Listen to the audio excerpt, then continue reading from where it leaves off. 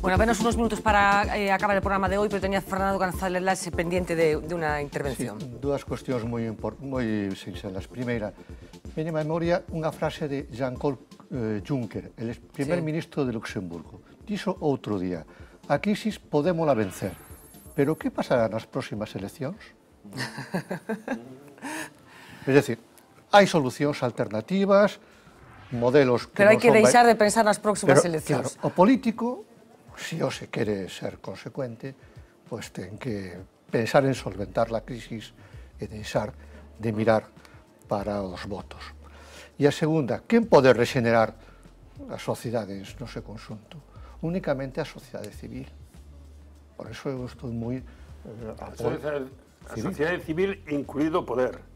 Sí, sí, eu estou de acordo, claro. Pero fundamentalmente, o sea, a sociedade civil é un pouco para respostar o que decía Xosé Luís, é dicir, é lógico que a cultura política ten que arraigar, por tanto, ten que haber máis educación, por tanto, a educación é que vai legitimar a democracia, pero ten que levar a cabo a sociedade civil. Eso está ocurrindo, porque xa xurden tamén fórmulas políticas que poñen, digamos, esa regeneración por diante. Un pouco para contestar os de New York Times e esta xente. Bueno, non somos tamén os únicos que temos literatura picaresca, unha especialidade en el mundo. Outros países non a teñen. O sea, que algo haberá. Somos os que... Bueno, dejadme que introduzca una última variable que tiene que ver con el debate intelectual que se está generando en Europa como consecuencia de la crisis económica. Un personaje concreto, en este caso un periodista, muy jovencito, menos de 30 años, se llama Owen Jones. Él escribe habitualmente en una cabecera británica, en el Independent, y se ha convertido en un fenómeno dentro de Gran Bretaña por las propuestas que hace, que acaban de ser publicadas en un libro aquí en España, a partir de una clase social que él cree que está emergiendo, y no precisamente porque esté en buenas condiciones. Él le llama los chavs, una denominación que en Gran Bretaña está teniendo mucho éxito y que vendría a ser como una especie de ejército de desclasados. Vamos a verlo. ¿Esto es lucha de clases o violencia callejera? ¿Sigue existiendo la clase obrera o somos todos de clase media? Términos y preguntas que parecían desaparecidos durante las décadas de bonanza vuelven con fuerza en una crisis que nos obliga a reinterpretar los viejos paradigmas. Entre la izquierda británica cobra fuerza la interpretación de un joven periodista y escritor. Owen Jones ha revolucionado el panorama con su primer libro, Chavs, la demonización de la clase obrera.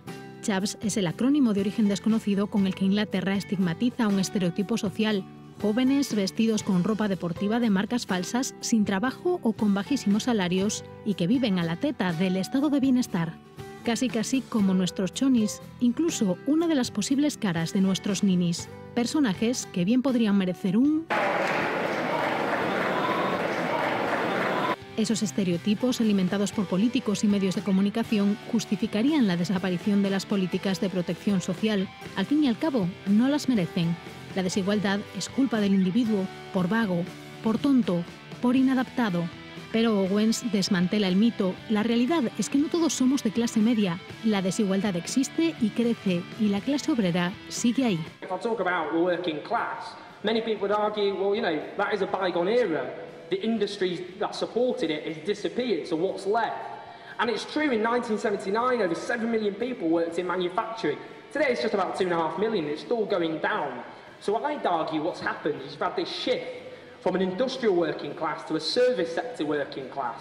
The shift from the dock, the factory, the mine, to the supermarket, the call centre and the office. Demonizar a esa clase trabajadora y transformarla en personaje caricaturesco sería la pantalla con la que los gobiernos evitan comprometerse con los problemas sociales y justifican la creciente desigualdad, esa que cada día nos encontramos a la vuelta de la esquina.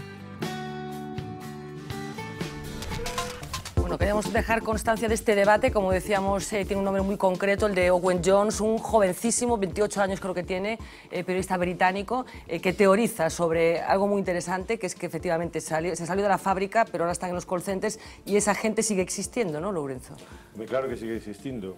O que pasa é que no Reino Unido hai unha tradición moi potente que se chama tradición fabiana, de ricos moi ricos e de intelectuales de cátedra de dos anos da segunda mitad do século XIX que justamente teorizaron e se puñeron do lado da clase obreira e foron eles os que construíron eso que hoxe chamamos o socialismo democrático occidental, ¿no?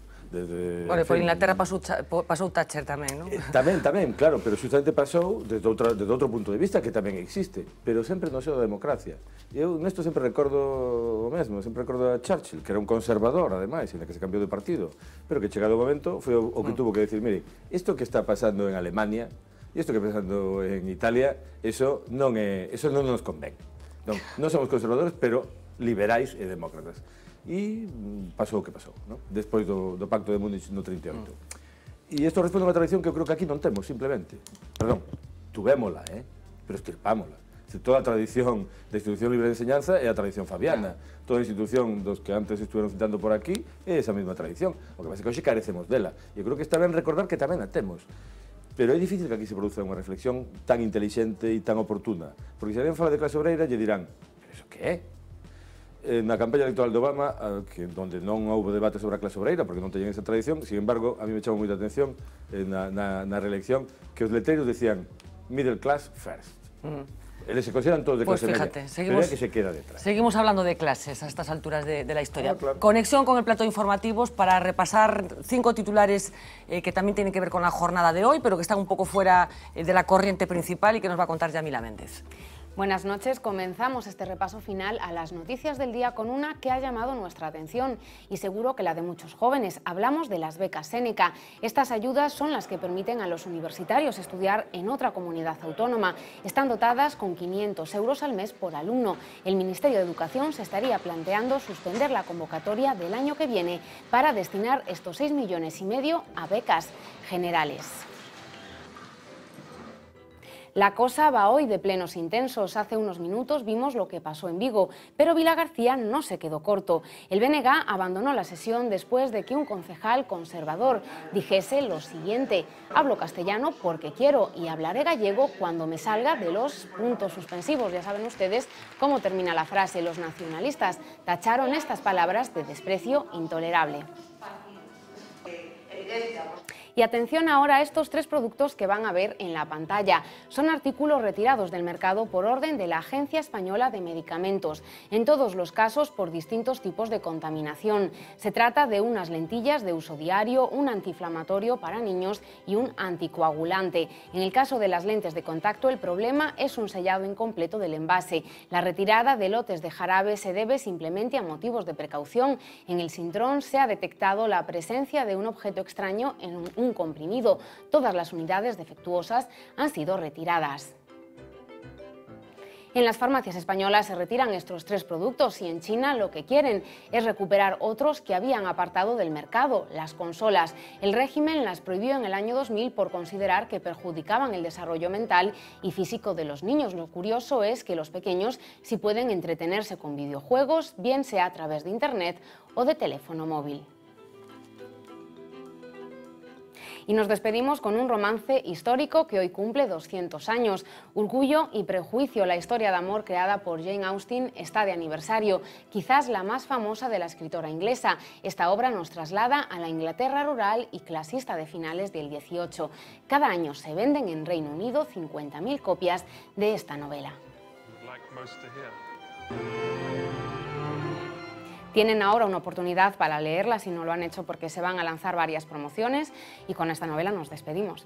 Pues muchas gracias, Mira. Nos vamos corriendo a la primera página del periódico de mañana, primera edición, como siempre les advierto, titular apertura: la oposición deja de ir al Parlamento en protesta por las restricciones al público. El PP considera exagerada su actitud y afirma que la medida decretada por la presidenta de la Cámara es proporcionada. Foto de primera: directivos de Navantia pasan 9 horas rodeados en Ferrol por los obreros. La concentración de trabajadores se mantuvo hasta que los directivos salieron del edificio escoltados por la policía. Destacar también que un encapuchado arroja gasolina a 2 mujeres en Ames y les causa graves quemaduras. La pobre estaba pelada de arriba abajo, dice el hombre que ayudó a una de ellas. Una de las noticias del día: la reina Beatriz de Holanda, que ha decidido abdicar a los 75 años en su hijo de 45. Y un último titular para destacar en la primera de mañana: atribuyen cientos de casos de POC en Galicia al humo de las lareiras. Algunos de los titulares, como les decía, que podrán leer ampliados mañana en las páginas de La Voz. Os pido, para terminar ya casi en plan telegráfico titular,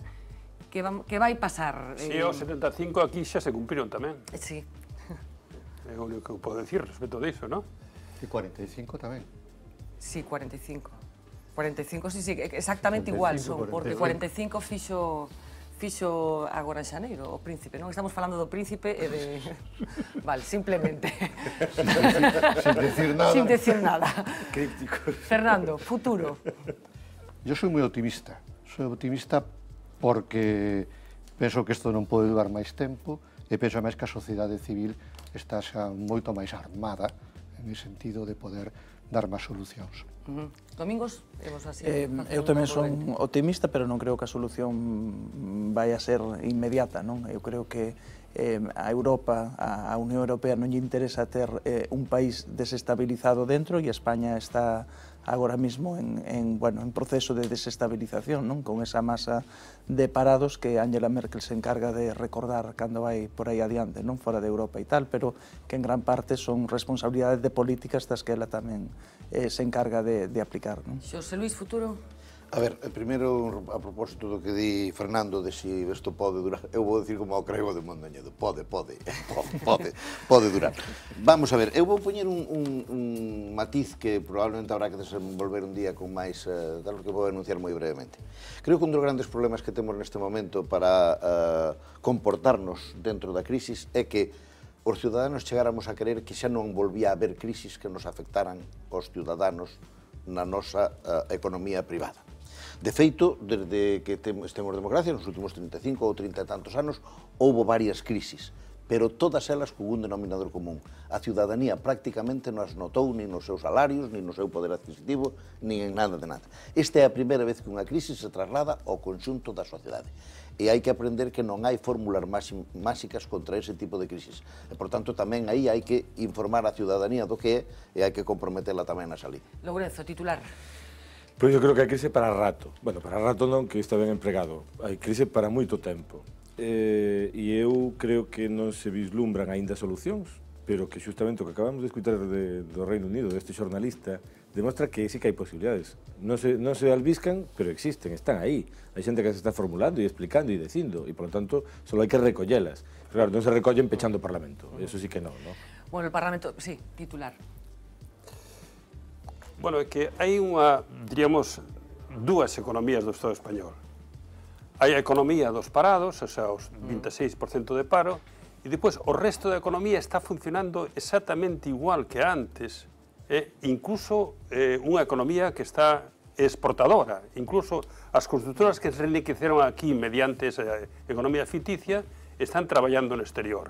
Entón, esa economía que existe explica por qué, con esta crisis tan terrible, o Producto Interior Bruto do Estado español disminuirá moi pouco, porque disminuíron un 1,3% ou un 3% cada ano, non o notaríamos, por así decirlo, non?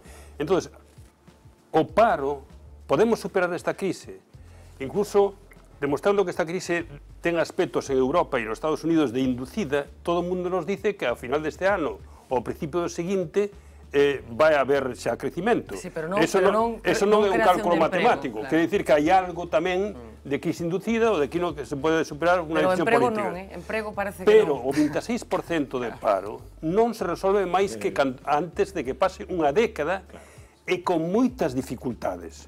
E vai ser moi costoso, demostrando que a crise do Estado español é moi diferente do resto e é responsabilidade en gran medida do Estado español, non é dos demais países europeos nin de ningún outro país. Bueno, está claro que efectivamente un 26% de paro, 6 millones de personas sin empleo, es un hecho diferencial de este Estado, del Estado español, que alguna consecuencia tiene que estar teniendo, probablemente esa convivencia de dos mundos, probablemente cada día menos comunicados entre ellos, o quizás el que esté en estos momentos sin notar la crisis no quiera ver lo que está del otro lado del muro.